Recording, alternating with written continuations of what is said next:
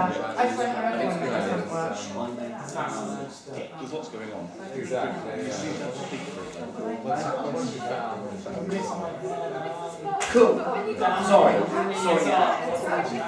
Very good. 1 second, guys. Kind of enough going on. Pretty good on the Cool. I'll just say a brief thing. I'll try not to go on. Sort of about the process, slightly. So what you're going to see tonight is, and are, in fact, only 2 of the Monday night masks that have been going since January, and 6 of the angry masks that have been going since Easter. So, although Carl has done more mask work than anybody else here, because he's done Monday and angry, and he's got an awful lot of masks in angry, but he's going to wear one of the angry masks. So, it's, this is where the maskers smile and look at the floor. I get slightly embarrassed and nobody understands. But I'll say it anyway. It's a process, I suppose, of possession and trance, and it takes quite a long time for obvious reasons, because it's quite dangerous, I suppose. And I fully believe, that masks have always been sacred and powerful items that have been used for ceremonies for thousands and thousands of years and should be treated with respect. So that's very much what we try and do. And so all of these masks are newborn, so they'll make the masks on their faces, and that's the basic cast of their face. And then we'll spend, the Monday mask must have, I try to think, but maybe 3-4 hours in the mirror. So then you look into a mirror until the mirror looks back at you, so that you sort of shed your own self-consciousness and personality and just park that until the mask looks back at you. And the mask eventually will show you what shape it is. And so, it doesn't happen like a blinding flash. It's shading and it's subtle. But some of them turn on immediately and show you quite wild things. And then the guys that the making process takes 6 weeks, 7 weeks, I don't know, something like that.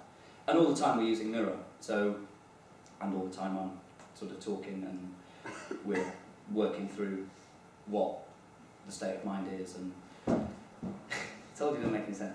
And so you keep looking in the mirror, you keep doing the thing, and you build the mirror, you build the mask, and then eventually you paint the mask. The mask will tell you how it wants to be painted. Brilliant example of this was Sam Gibb, who's not here tonight. Sam Gibb was painting his mask. He thought he finished it.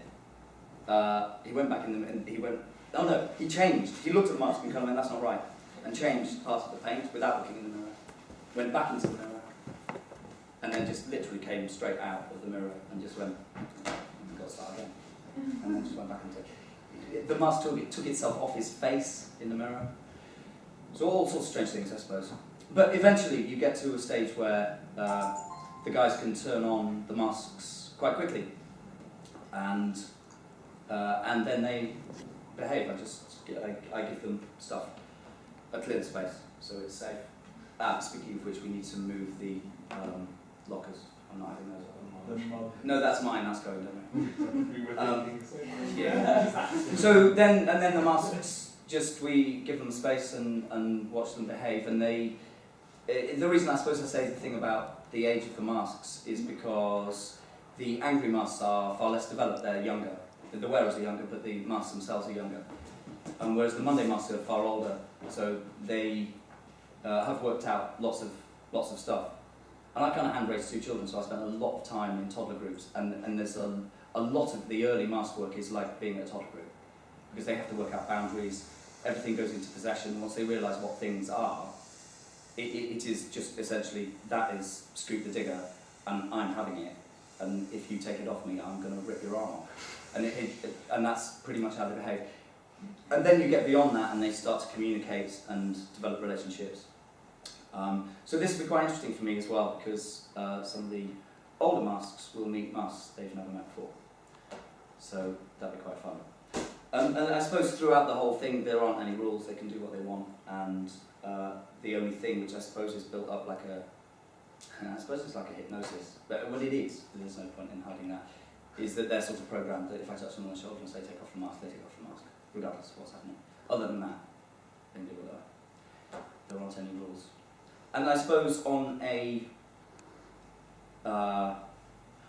teaching level, why I think it's like the most important work that we do in a way, is that it unlocks spontaneity, and I don't know anything else that unlocks spontaneity like it, because you have to lose all of your self-consciousness, otherwise you just won't switch the mask on. Masks don't lie, that's the straight line.